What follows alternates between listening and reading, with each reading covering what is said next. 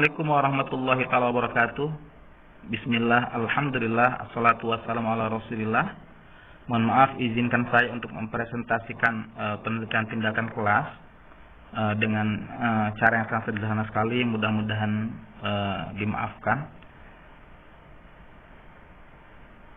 Ini judul penelitiannya, penerapan model pembelajaran cooperative learning dengan pendekatan saintifik dalam rangka meningkatkan pencapaian hasil belajar siswa pada pembelajaran SKI di Manfaat Jakarta.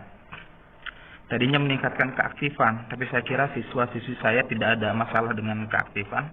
Hanya saja di hasil pembelajaran ada sedikit masalah ketika terjadi pandemi kemarin. Nah, ini akan dibahas.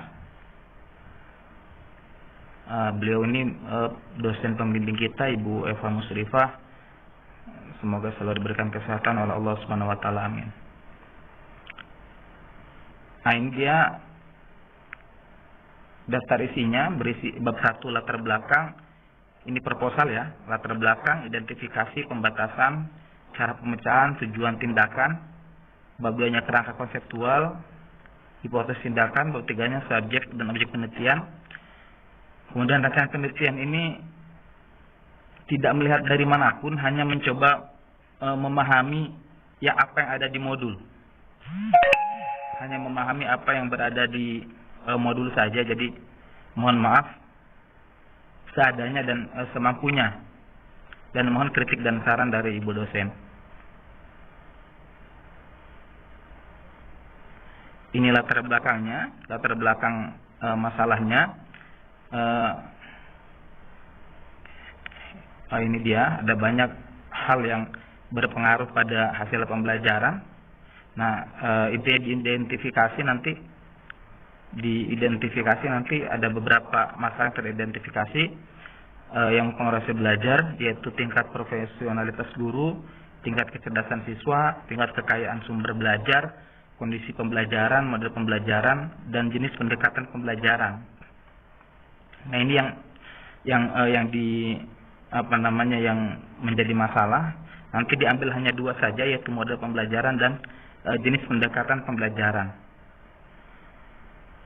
Maka kemudian dibatasi hanya 2 itu, lalu sekalian dirumuskan masalahnya. Karena kemarin sempat mendengar penjelasan bahwa PTK ini hanya meneliti benar tidaknya, bukan membuat hal yang baru, maka rumusan masalahnya, benarkah model pendekatan cooperative learning dengan pendekatan saintifik dapat meningkatkan hasil belajar siswa? Nah, ini mohon dikoreksi lagi. Apakah itu yang dimaksud atau bukan? Maka kemudian cara penyelesaian masalahnya, yang pertama membuat rancangan PTK. Nah, ini proposal ini. Kemudian melakukan kegiatan PTK dengan melakukan pembelajaran dengan model dan pendekatan modelnya model kooperatif dan pendekatannya saintifik. Itu nanti di pertemuan pertama siklus 1 itu menggunakan model dan pendekatan lain, baru nanti di siklus kedua menggunakan model dan pendekatan saintifik.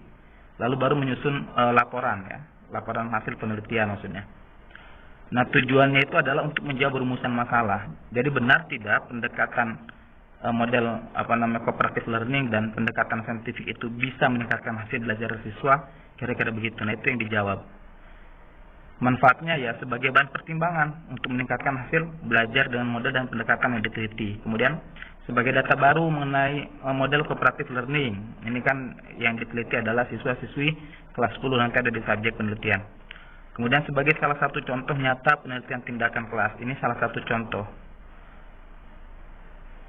Bab 2-nya tadi kooperatif berisikan kerangka konseptual yang yaitu 3 hal yang dibahas di sini. Apa itu cooperative learning, apa itu pendekatan saintifik, dan apa itu hasil belajar. Nah, kemudian hipotesis tindakan. Ini hipotesisnya ya, kalau tidak salah hipotesis itu dugaan sementara, makanya hipotesisnya begini: dugaan sementara terhadap penelitian mengenai model pembelajaran cooperative learning dengan pendekatan saintifik akan meningkatkan pencapaian hasil belajar siswa pada pelajaran SKI di 4 Jakarta karena model dan pendekatan tersebut memberikan peluang yang lebih kepada siswa untuk aktif dalam pembelajaran. Nah, itu hipotesisnya.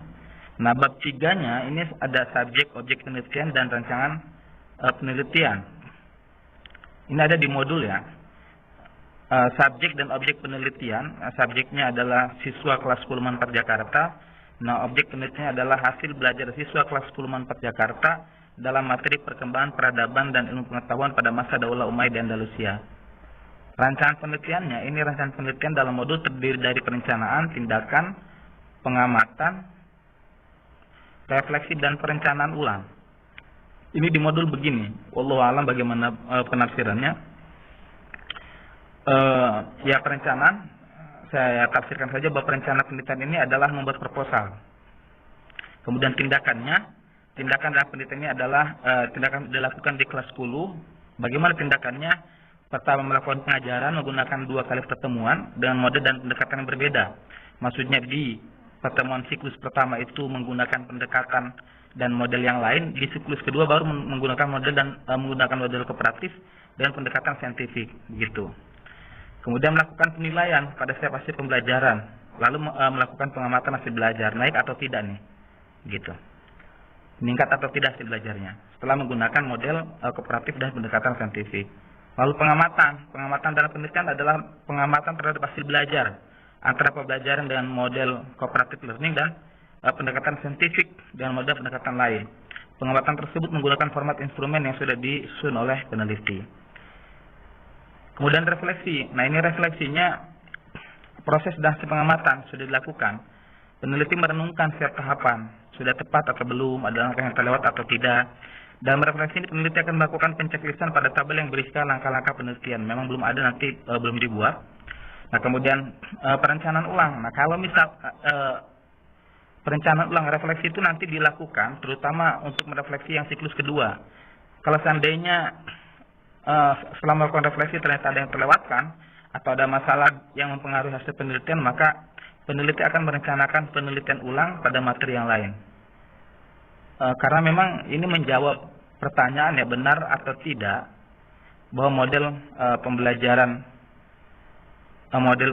kooperatif dan pendekatan saintifik ini bisa meningkatkan hasil belajar siswa. Tentu benar atau tidaknya bukan itu yang dimaksud, tapi benar atau tidak itulah jawaban dari penelitian, tetapi langkah-langkah itu yang harus dipenuhi, yang harus dilakukan dengan sebenar-benarnya.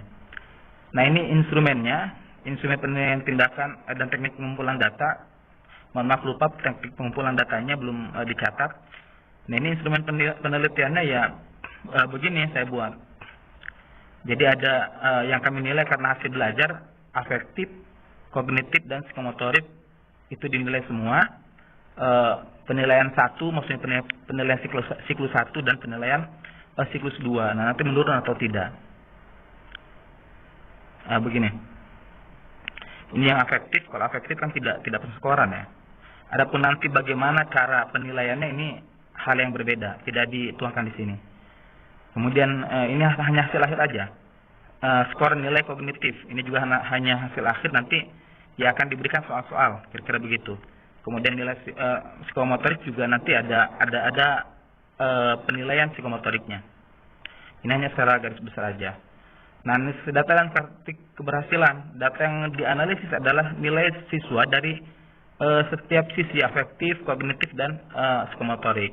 Nah, pada materi perkembangan peradaban dan pengetahuan Daulah Umayyad di Andalusia dengan model pendekatan yang berbeda, penelitian ini bisa dikatakan berhasil jika proses penelitian dilakukan dengan benar sesuai langkah-langkah penelitian sehingga bisa menjawab rumusan masalah, kira-kira begitu.